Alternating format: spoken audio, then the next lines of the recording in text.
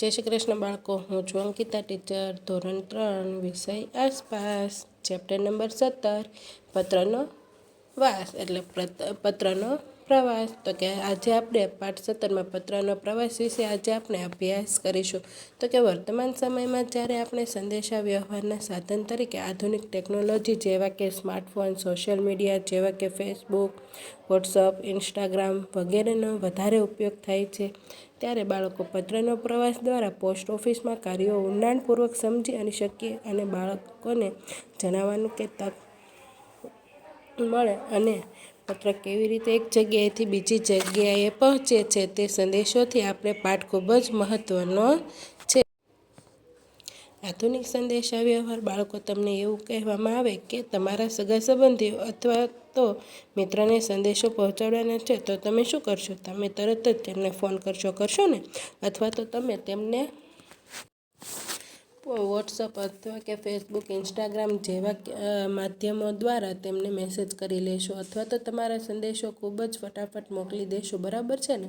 હવે તો video call પણ કરી શકીએ છીએ, એટલે કે આપણે એકાબીજાની સાથે વાત કરતાં કરતાં પણ એકાબીજાના મોઢા પણ જોઈ શકીએ છીએ. પરંતુ તમે તમારા મમ્મી પપ્પા, દાદા દાદી અથવા તો તમારા વડીલોને ઘરમાં પૂછજો કે ખ્યાલ આવશે કે તમને આજથી 20-25 વર્ષ પહેલાં જ્યારે આવા મોબાઈલ ફોન ન હતા ત્યારે મોટાભાગે લોકો એકબીજાને સંદેશો મોકલવા માટે પત્ર અને ટપાલનો ઉપયોગ કરતા હતા.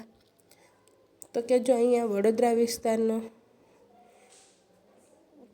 એક સલમાન કરીને છોકરો હતો અને તેમને ફ્રેન્ડ શામિરા નામની એક છોકરીએ પોતાના ફ્રેન્ડ સલમાનને તેમના મિત્રને પત્ર લખ્યો, તો ટપાલ લખી છે. જો અહીંયા ટપાલ પણ આપેલી છે, ચિત્રમાં જોવો છો ને તમે, તો શું લખેલું છે? સલમાન, બ્લોક નંબર સી, ઘર નંબર 15, દરિયાપુર, અમદાવાદ,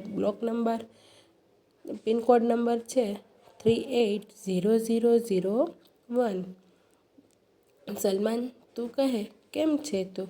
તો અમે બધા મિત્રો તને ખૂબ જ યાદ કરીએ છીએ. આશા રાખીએ છીએ કે રજાઓમાં તું વડોદરા આવીશ. બધા વડીલોને મારા નમન કહેજે. લિખિતન શામિરા. લી એટલે લિખિતન. તો હું પત્ર છું. મને શામિરાએ તેમના મિત્ર સલમાનને પેન વડે લખ્યો છે. મને ટપાલ પેટીમાં મૂકવામાં આવ્યો છે. ટપાલીએ મને બહાર કાઢ્યો, મને બેગમાં મૂક્યો. ટપાલીની સાયકલ ઉપર સવારી કરીને હું પોસ્ટ ઓફિસે પહોંચ્યો. ત્યાં મને બેગમાંથી બહાર કાઢવામાં આવ્યો અને મારા ઉપર સખ્ત છાપ પાડવામાં આવી. છાપ વડોદરાની હતી, જ્યાંથી મારી સફર શરૂ છે કે હું પત્ર છું. મને શામિરાએ તેમના મિત્રને પેન વડે લખ્યો અને ટપાલ લખી અને ટપાલ પેટીમાં મૂકી અને ટપાલમાં એ મને બહાર કાઢ્યો અને મને બેગમાં મૂક્યો. તો કે ટપાલી સાયકલ ઉપર જઈને અને પોસ્ટ ઓફિસ પહોંચ્યો. ત્યાં તેને મને બેગમાંથી બહાર કાઢ્યો અને મારા ઉપર એક સખ્ત છાપ એટલે કે સિક્કો પાડવામાં આવ્યો. એ છાપ વડોદરાની હતી, જ્યાંથી મારી સફર શરૂ થઈ. તો કે મારા ઉપર છાપ લાગ્યા પછી મને મોટી બેગમાં મૂક્યો, એટલે કે મારા ઉપર સિક્કો મારી અને મને એક મોટી બેગમાં મૂક્યો. આ બેગમાં બીજા ઘણા બધા પત્રો હતા. બધા અમદાવાદના હતા. લાલ રંગની ટપાલ વિભાગની ગાડીએ મને રેલવે સ્ટેશને ઉતાર્યો. ત્યાંથી મને અમદાવાદની ટ્રેન મળી. એક દિવસની યાત્રા એટલે કે સવારથી સાંજ સુધીમાં હું અમદાવાદ પહોંચ્યો. સરનામા પર લખેલા વિસ્તાર મુજબ મને અલગ કરવામાં આવ્યો. અમદાવાદ પહોંચ્યા પછી એટલે કે અલગ અલગ સરનામા પર અલગ અલગ વિભાગ પાડેલા હોય છે. એ વિભાગમાં અલગ અલગ સરનામા પર આપેલા હોય છે. તો એ રીતના મને અલગ મૂકવામાં આવ્યો અને અહીં મારા પર બીજી છાપ પાડવામાં આવી, એટલે કે મારા પર બીજો સિક્કો એક લગાવ્યો અને છેવટે મને ટપાલીએ સલમાનના ઘરે પહોંચાડ્યો. તો અહીંયા જો નીચે ચિત્રમાં પત્રની મુસાફરી આપેલી છે, તો અહીં ચિત્રો ક્રમ મુજબ નથી, તેને યોગ્ય ક્રમમાં ગોઠવો. વર્તુળમાં ક્રમાંક લખો. તો અહીંયા જો બધા ચિત્રો આપેલા છે તે આડાઅવળા છે, તો એને આપણે પહેલાં તો જો સર્વપ્રથમ પત્ર લખવો હોય તો શું કરવું પડે?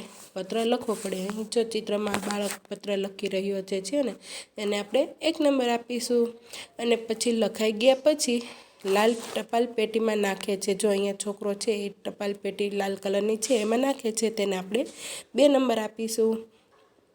હવે લાલ રંગની ટપાલ પેટીમાંથી ટપાલ જમા થયેલા બધા જ પત્રો અથવા ટપાલ પોસ્ટ ઓફિસ સુધી લઈ જાય છે.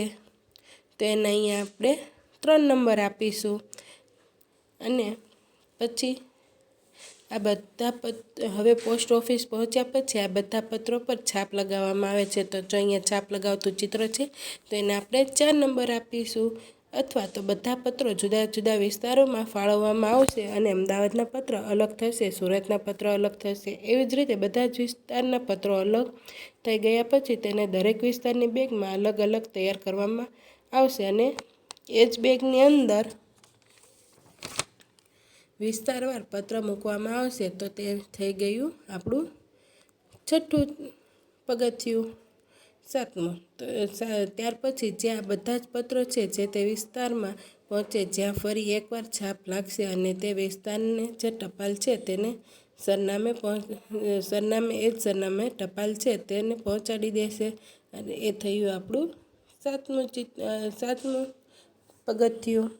પછી જો છેલ્લે તો કે અને ત્યાર પછી ટપાલ તમારા હાથમાં આવશે અને એ ટપાલ તમે વાંચશો. તે પગથિયું થયું આપણું 8મું. તો એ જ રીતે એક જગ્યાએથી બીજી જગ્યાએ ટપાલ પહોંચે છે. તમને સમજાઈ ગયું બાળકો?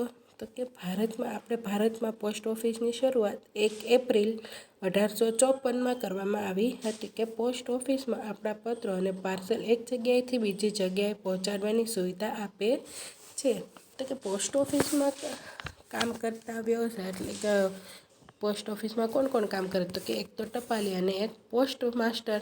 તો કે ટપાલી શું કામ કરે? ટપાલી ઓફિસો અને લોકોના ઘર સુધી ટપાલ, પાર્સલ અને પત્રો પહોંચાડવાનું કાર્ય કરે છે.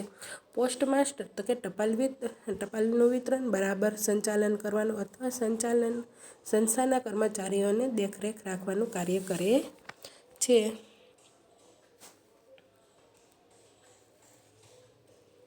જો અહીંયા શું આપેલું? શામિરાએ સલમાનને પત્ર લખ્યો. વર્ગમાં તમારા મિત્રને પત્ર લખો. તમારા મિત્રનું નામ લખવું ભૂલશો નહીં. તો જો અહીંયા મિત્રને પત્ર લખવો છે તો આપણે શું લખવું? મિત્રને પત્ર.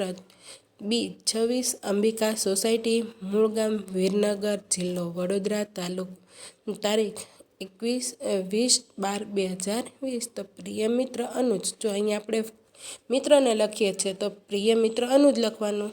અથવા કોઈ મોટા વડીલોને લખતા હોય તો આદરણીય વડીલો એવી રીતના લખવાનું. પછી લખવાનું તારો પત્ર મળ્યો. તું શાળામાંથી અજંતા ઇલોરાની ગુફાના પ્રવાસે ગયો હતો. તે જાણીને મને ખૂબ જ આનંદ થયો. હવે પરીક્ષાઓ પૂર્ણ થયા પછી તું અમારા ઘરે સુરત રોકાવા માટે આવ. આપણે બંને અહીંયા ખૂબ જ મજાક મસ્તી કરીશું અને સાપુતારા ફરવા માટે પણ જઈશું. તારા માતા પિતાને પણ મારા પ્રણામ કહેજે. અહીંયા લી કરીને તારો પ્રિય મિત્ર નંદ. એટલે કે લી એટલે કે લિખિતન. તારો પ્રિય મિત્ર નંદ. જય શ્રી કૃષ્ણ બાળકો.